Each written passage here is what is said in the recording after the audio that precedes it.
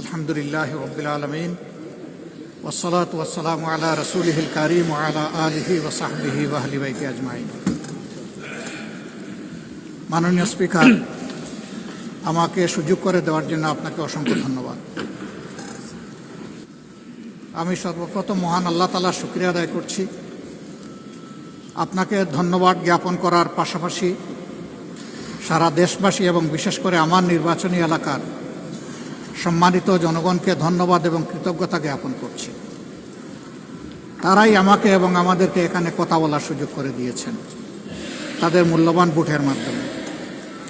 আমি গভীর শ্রদ্ধার সাথে স্মরণ করছি 47, 52, 71, 90 শাপলা চত্বরের সম্মানিত শহীদবৃন্দকে এবং ফ্যাসিস্ট আমলে 15.5 বৎসর যারা নির্যাতিত হয়ে দুনিয়া থেকে বিদায় নিয়েছেন, লড়াই করেছেন, আহত হয়েছেন, পঙ্গু হয়েছেন, আয়নাগরের বন্দী হয়েছেন, বিভিন্নভাবে যারা নিগৃহীত হয়েছেন, বিশেষভাবে আমি গভীর শ্রদ্ধার সাথে স্মরণ করছি 24 জুলাইয়ে যারা বুক চিতিয়ে লড়াই করে আমাদেরকে আজকের এই সংসদ গঠন করার সুযোগ তৈরি করে দিয়েছেন।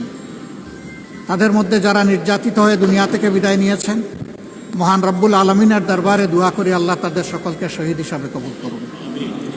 যারা আহত পঙ্গু হয়েছেন, আল্লাহ তাদেরকে সুস্থতার নিয়ামত দান করুন।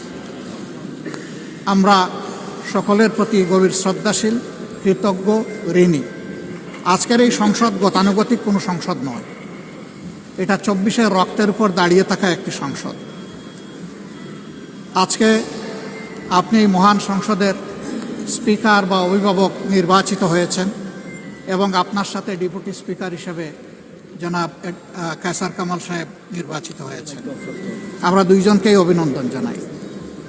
মাননীয় স্পিকার, বাংলাদেশের স্বাধীনতার পরপর 55টি বৎসর আমরা অতিক্রম করে এসেছি। এই দেশের সংসদ এবং সংসদীয় রাজনীতি সত্যিকার অর্থে খুব কম সময়ে কার্যকর ছিল। অল্প যেটুকু সময় ছিল জনগণ তার সুবিধা পেয়েছে। বেশিরভাগ সময় ফ্যাসিজমের কবলে পড়ে এই সংসদ ছিল অনেকটা দামি সংসদ, অকার্যকর। এবং আপনি যে বিরল সম্মানে আজকে ভূষিত হয়েছেন, এই জায়গায় অভিভাবকত্বের দায়িত্ব যারা পালন করেছেন অতীতে, তারা নিজের উপর, সংসদের উপর, দেশবাসীর উপর, গণতন্ত্রের উপর, মানুষের অধিকারের উপর তারা সুবিচার অনেকেই করতে পারেননি। আমরা আশা করব আপনার এই অভিভাবকত্বের জায়গা থেকে, আপনি যদি একটা দল থেকে নির্বাচিত হয়ে সংসদে এসেছেন, কিন্তু ইতিমধ্যেই আপনি ঘোষণা দিয়েছেন যে আপনি জাতীয়তাবাদী দলের স্থায়ী কমিটির সদস্য পদ থেকে পদত্যাগ করেছেন, এখন আপনি সকলের। আমরা মনে করি আপনার কাছে সরকারি দল এবং বিরোধী দল আলাদা কিছু হবে না। আপনার কাছে আমরা সুবিচার পাব, জাতির কল্যাণে যে কথাগুলো বলতে চাইব সেই কথাগুলো বলার সুযোগ আপনার কাছ থেকে পাব। আপনার নেতৃত্বে এটি একটি গতিশীল সংসদ হবে, এটা আমরা আশা করতে চাই। আমরা আশা করতে চাই অতীতে যে মন্দ নজির সৃষ্টি হয়েছে বিভিন্ন সময়, এটি নতুন করে আর হবে না।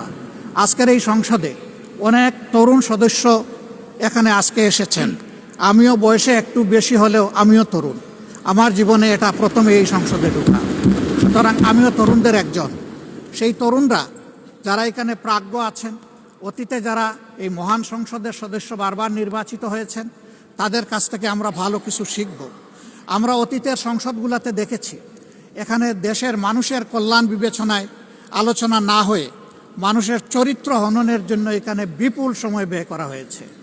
আমি আপনাকে বিনীতভাবে অনুরোধ করব, এই সংসদ যেন কারো চরিত্র হননের কেন্দ্রে পরিণত না হয়। আপনার কাছ থেকে কেউ সামান্যতম সুযোগও যেন এই ব্যাপারে না পায়। আমরা চাই এই সংসদ শুধুমাত্র জনকল্যাণে প্রতিষ্ঠিত হবে এবং পরিচালিত হবে। আমি আস্থাশীল, গভীর আস্থাশীল, আপনি একজন লড়াকু মুক্তিযোদ্ধা, আপনি পারবেন ইনশাআল্লাহ এই সংসদকে সফলভাবে নেতৃত্ব দিতে।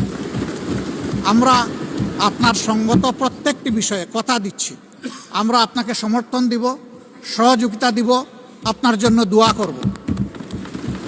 আমরা আপনার কাছ থেকে শুধু ইনসাফ আশা করব। আপনি যদি এই সংসদের উপর ইনসাফ করেন, তাহলে 18 কোটি মানুষের উপর ইনসাফ করা হবে। কারণ রাষ্ট্রের গুরুত্বপূর্ণ 3টি অঙ্গের এটি হচ্ছে সবচেয়ে গুরুত্বপূর্ণ অঙ্গ। এই অঙ্গটা যখন সুস্থ সবলভাবে পরিচালিত হবে, বাকি 2টা অঙ্গ সরাসরি সেইভাবেই কাজ করবে। মাননীয় স্পিকার, আবারও বলি, জুলাইয়ের রক্তের উপর দাঁড়িয়ে এই সংসদ।